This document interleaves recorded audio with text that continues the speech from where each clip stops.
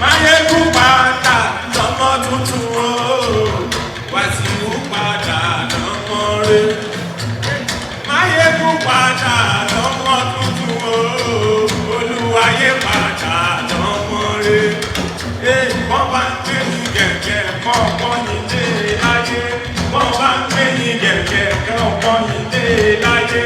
Bàbá rọ́mọ tuntun adarí yọ. Bàbá wọ́n bá rọ́mọ tuntun adarí yọ.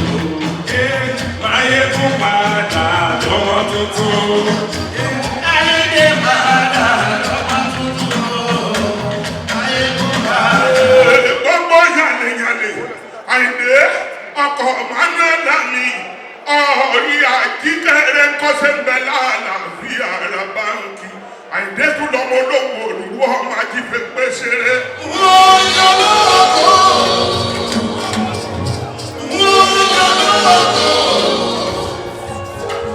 Ibi ìsinmi ni ó lọ́gbọ̀n bọ́lọ̀ lẹ́gbẹ̀ẹ́ ọ̀pọ̀ sórí.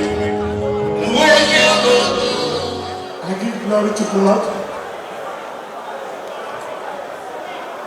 And I would like to thank you all.